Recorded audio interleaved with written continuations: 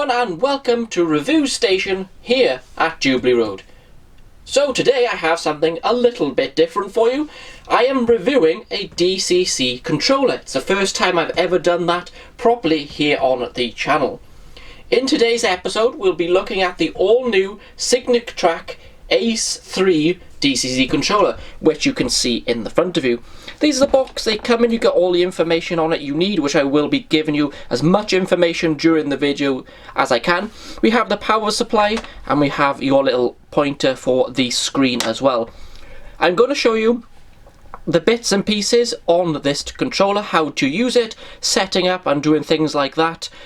And it is actually a very straightforward controller to use, and I will also tell you where to get them from and how much. So please stay tuned as I take a look at the new ACE 3 DCC controller. Right then, let's have a look at this controller.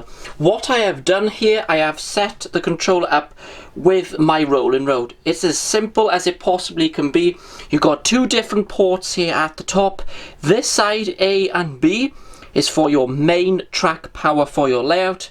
And then this side, A and B, is for a programming track, and basically this rolling road could be classed as a programming track. Now this controller doesn't actually have an on and off switch. All you have to do is plug the power into the back. So I'm going to do that, and the controller will obviously automatically load up and be ready for use. You just wait a couple of seconds and you'll see it loading up onto the screen there. Here we go, it is now loading up. And there we go. That is the controller all on and ready to go. So this is the layout of the main screen. Now it might look a little bit dull to you, but in person it really isn't. It's just this camera here making it look. And if I do tilt it forward, you can see how clear that is. But for the purposes of filming, so we can see what's going on, we're doing it like this. So we'll just run through a couple of different things here. Obviously you've got your usual keypad just here. You know, you want to tap in the local number, you can do that. That's all there. You got OK, back, and all the different numbers just there. Down here we have local, which you have to press which ones you want. Previous, next, and list, which we'll go into that in just a minute or two. This across here is your main display. It tells you what local you are currently operating just here. Here we have the speed, obviously goes as all controllers do, 1, 2, 3, 4 and all the way up. I think it's the usual 20 something speed steps on this.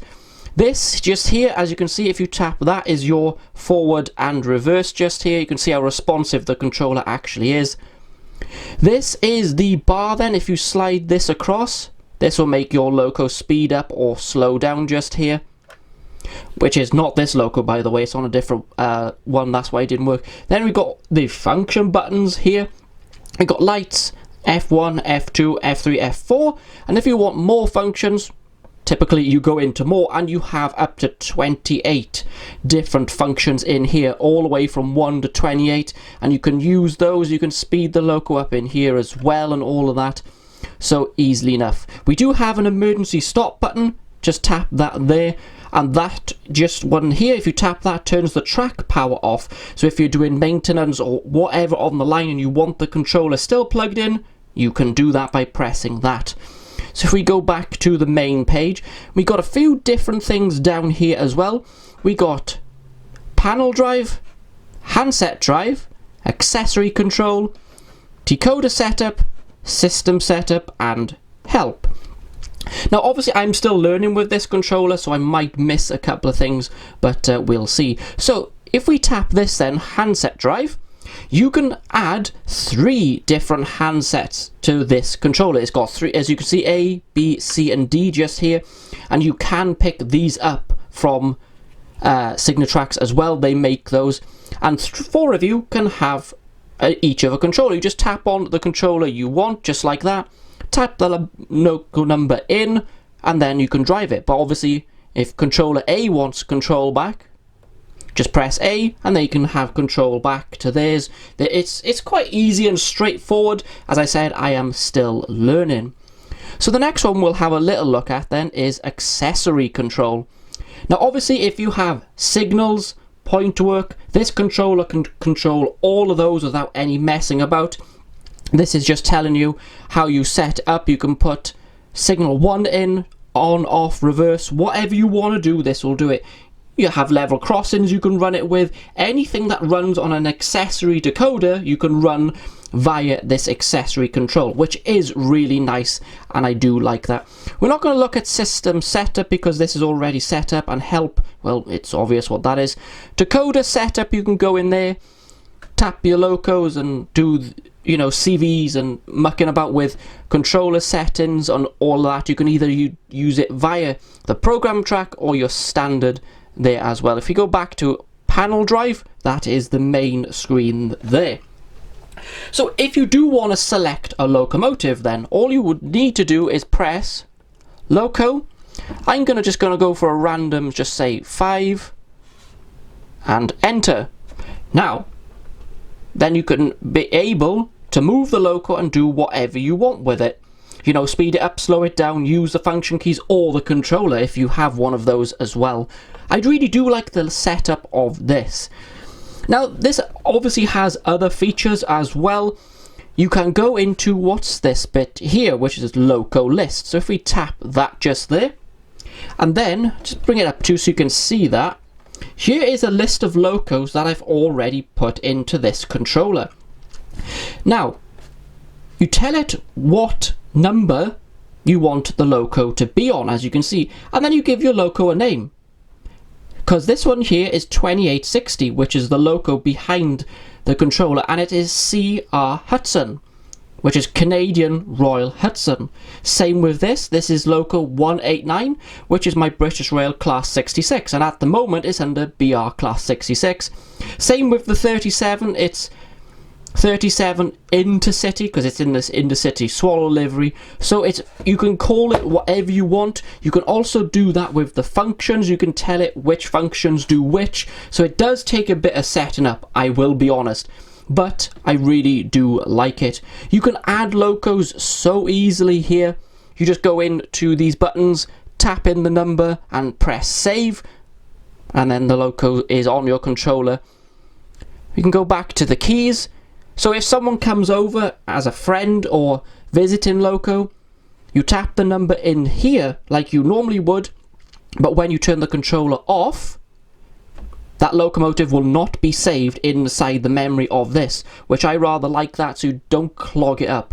Now I believe you can fit around about the 400 locomotives on this. That's more than enough. I don't think I have half that here, so I'll be okay. And most of my locos are not actually digital. A good proportion of them are not.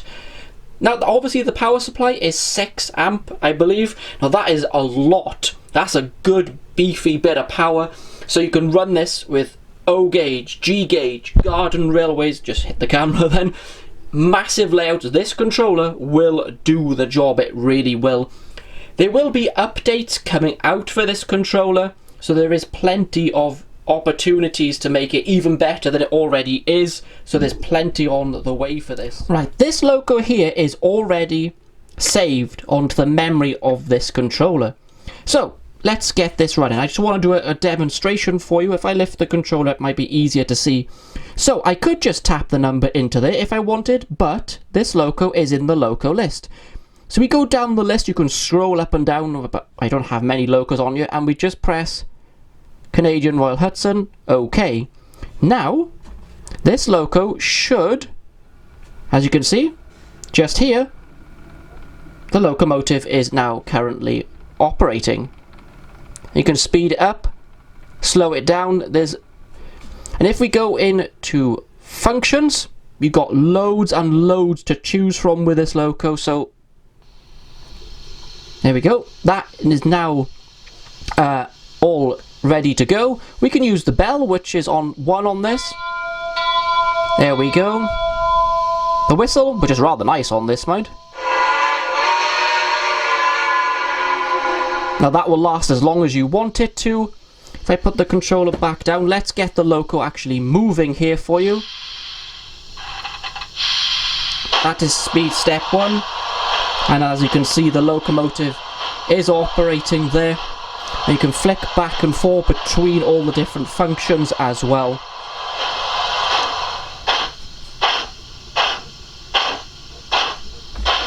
So it is, I really do like it. It is a good controller to use. And the locomotive there gets faster or slows down. You can do that. You can turn the lights on, which obviously you can't see because they're at that end there. Just bring the locomotive to a stop there. If we go back into more to turn the sounds off, 8. With these locomotives from America and Canada, most of them are on 8 with the sounds, by the way. And then if we track power off, everything goes quiet. And that is pretty much the look of the main functions and the way this controller is set up. As I did say a couple of times during the video, I am still getting used to it, but so far I am actually really enjoying how this controller operates and is the way it's set up. It's nice and easy. There is, there's plenty you can do with it, and I really do like this controller so far. Not that I put it into the main layout yet, but we should be okay. If you are after one of these, there is ways of picking them up. You can go direct to GLR Bespoke Services, which you can buy them from there. I will put links below for that as well, or you can go to their Facebook page. Links will be in the usual place. The recommended retail price currently of these is £345, which will be pretty much the same at all retailers that these will be sold at, as far as I'm aware. Now, that is actually a very competitive price up against all the other controllers that are out there. You can get basic ones which are cheaper, but for what this can handle and do, I think that is a competitive price. I paid for this from GLR Bespoke Services about a week ago, and so far it's been fantastic. No issues. It's really good quality. It's sturdy.